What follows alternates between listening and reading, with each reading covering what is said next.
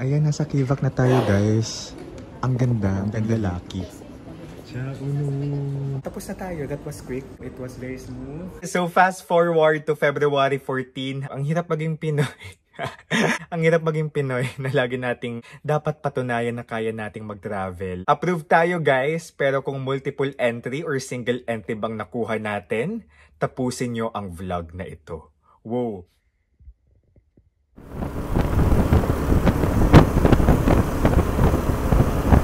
Hello guys! Kumusta kayong lahat? Annyeonghaseyo! This is Dave, the Puripo Traveler. At ngayon, nandito tayo sa BGC dahil tayo ay mag-a-apply ng Korean visa. Dahil plano ulit natin mag-travel sa first week of April for the cherry blossoms, for the spring season. Pangarap ko talaga makita ng cherry blossoms guys. Ngayon, pupunta tayo sa KVAC or Korean Visa Application Center. Dito sa tapat ng SM Aura. Ito siya.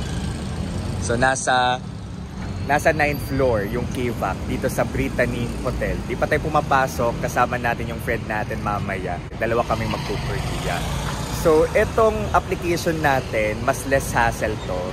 Lesser hassle versus sa previous application natin na kailangan talaga natin magpa-reserve sa online, sa website ng Korean Embassy para sa appointment natin sa embassy.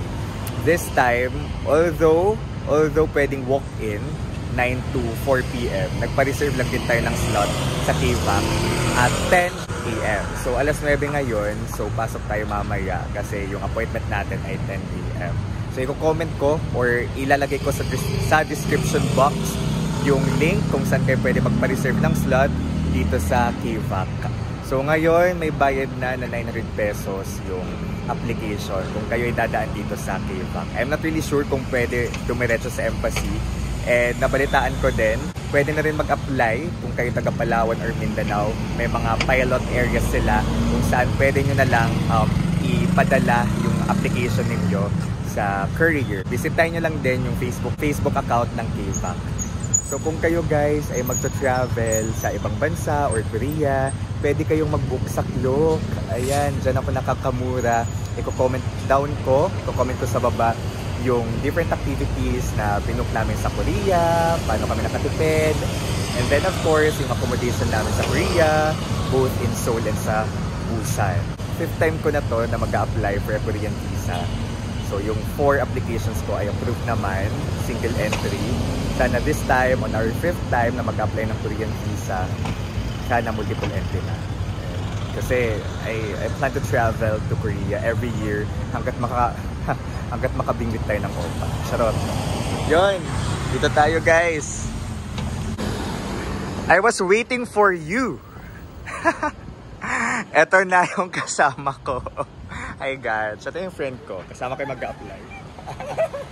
Let's skip to the good part. Dapat may ganun tayong reel. Tapos na-deny pala. Gagi. Ay, ito. Dito na tayo.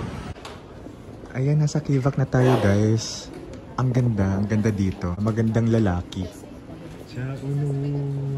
Yan ba silang elevator? Itong bubungad sa inyo. Itong counter na to. So, ito yung requirements natin. Passport. Ito yung kailangan pakita na confirmation. I think may mga computer dito where you can fill out the application form and then may Xerox area doon. So, napagpa-Xerox si Gatch. So, 10 pesos per page ang photocopy dito sa KVAC. Very comfortable yung KVAC. Maluwag. Very comfortable. Thank God, nag-open sila ng ganito. Buti nga may ganito na. First time to. Dati nagpapaano ako. Dati nagta-travel agency ako. Pero I can submit it naman by myself. So, parang isang application na lang kami ni Gatch. Si Gatch pala siya. Si Gatch pala siya. Kasi uwi akong Tacloban after this. Tomorrow uwi ako. And balik ko na. Korea na namin. So ipapaklaim ko lang sa kanya yung passport and visa na hopefully multiple entry, Lord. Kapag matawag, mag-reflect ng number ninyo, punta tayo sa 10th floor. Kasi dito, isasubmit yung application. And after this, bayad. So ayun, tapos na tayo. That was quick. Magte-10 pa lang. Pwede pa lang 9 na, nandito na. 9 naman yung start ng application ng visa. And again, very convenient yung process dito. So, bawal pala mag-picture sa 10th floor kung saan isasabit yung application form and documents. So, ikwento ko lang sa inyo, umupo tayo doon sa isang counter and then chinek isa-isa yung documents. Si Gatch ay medyo may something sa bank details, sa bank certificate, bank statement. So, pinakit siya.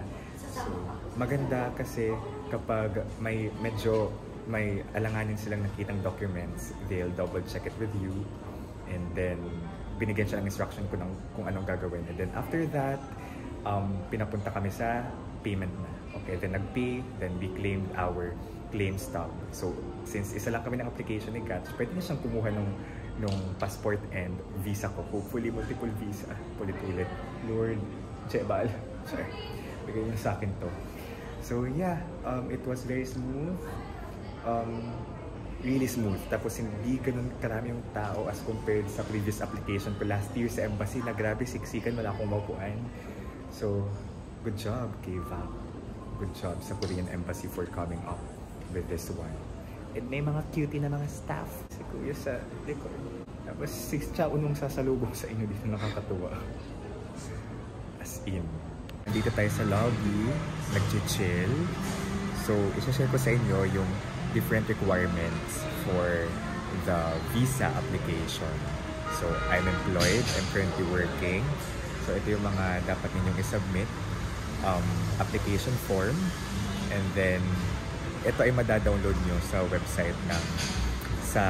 website ng embassy application form. Iko-comment down ko din yung itong list of requirements, and then bawal itong back-to-back and bawal ding staple, and then one piece of passport size colored picture, white dapat yung background, original passport na may validity ng 6 months, photocopy of passport bio page, yung page 2, and then original and photocopy of valid visas and arrival stamp to OECD member countries, like yung mga Schengen visa ninyo, ayan, yung mga OECD countries, yan yung mayamang bansa.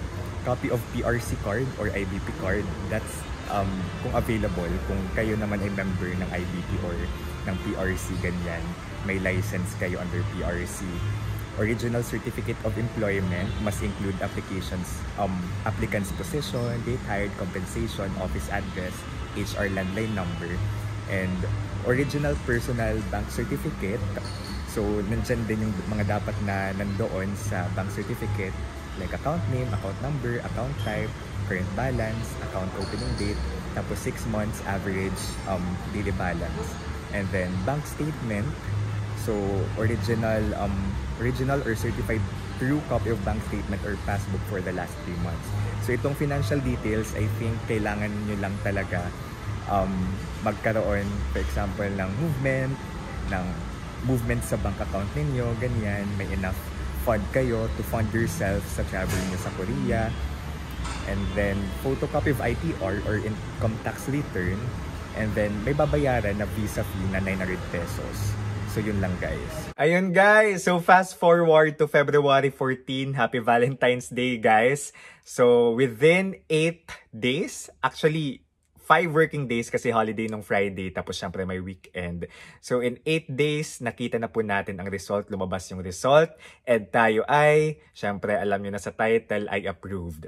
Pero, approved tayo, guys. Pero kung multiple entry or single entry bang nakuha natin, tapusin nyo ang vlog na ito. Wow. Pero yan, huwag na tayo magpatumpik-tumpik pa. Guys, single entry po yung ginant sa ating visa ng Korean Embassy. So after 5 visa applications, nakakuha ulit tayo ng single entry. Napakailap para sa atin ng multiple entry. But of course, maaaring may plano si Lord na better for us. Wow, baka may better plan si Lord. Things happen for a reason, and baka talaga ayaw akong ipamultiple entry ng Korean Embassy dahil gusto nilang makakapag-vlog ako every year ng visa processing. Kasi kung nag-multiple entry ako this time, last vlog ko na to sana about Korean visa application. Char. Pero thankful pa rin, hirap maging Pinoy. Hirap maging Pinoy na lagi nating dapat patunayan na kaya nating mag-travel sa Korea at sa ibang bansang nagre-require ng visa, no? I hope dumating ang araw na lumakas-lakas naman yung passport powers natin. I'm super excited about this trip. We will be there first week of April. Ang dating natin ay March 31. So, ginul ko talaga na ma-experience yung cherry blossoms na very K-drama. And it will be our first time to visit Jeju Island. So, magje-Jeju tayo, guys. Nakapag-book na tayo ng flight ticket going to Jeju. So, I can't wait to share these experiences with you. I can't wait to experience these experiences myself na napapanood ko lang sa mga vlogs, you know, sa K-drama, yung mga different locations sa Jeju. And of course, yung cherry blossoms talaga in general na madadatnan natin sa Korea. Sana meron pa. Sana may mga cherry blossoms festival tayong madatnan doon. Nag-book na kami ng accommodation. Buti na lang talaga kasi may flight ticket na kami. Although hindi siya advisable na may flight ticket na kayo or nag-book kayo ng accommodation na hindi cancelable kasi baka pala ma-deny yung visa ninyo. Pero ako, lagi naman ako nag-risk. Hanggat may piso sale, hanggat may murang flight, I'm willing to risk. Ganon. Kanya-kanya lang naman talaga but hindi advisable na mag-book kayo ng ticket especially kapag mahal before kayo mag-apply ng visa. Dapat may results muna kayo para hindi masayang yung mga ginastos ninyo. Dami nating na-book sa Klook. Again, gamitin yung promo code ko, DaveGino, kapag magkukuria kayo. Nag-book na tayo ng private car sa Jeju. Kasi mahirap daw yung ano doon, transportation. Accommodation naman, nag-book ulit tayo sa Hongdae. So, i-comment ko sa baba yung different accommodations na pwede nyong i-book kapag kayo magko-Korean. Of course, different activities na pwede nyong magawa kapag kayo nasa Korea na pwede nyong mabook via Klook. I cannot wait. Ilang tulog na lang, nasa Korea ulit tayo. So, sana nakatulong yung vlog na ito kung kayo ay nagpaplano mag-Korea, kung kayo ay mag-a-apply for Korean visa na very soon. So, alam nyo na kung ano yung latest process. May vlog din naman ako sa YouTube channel ko about yung mga show money, ganyan, yung different tips. So, panoorin nyo na lang. So, thank you so much guys for watching here from Tacloban City. I am Dave, the Kuripo Traveler. Kuripo Traveler. And guys, let's live our best life. Sarange! See you guys in Korea.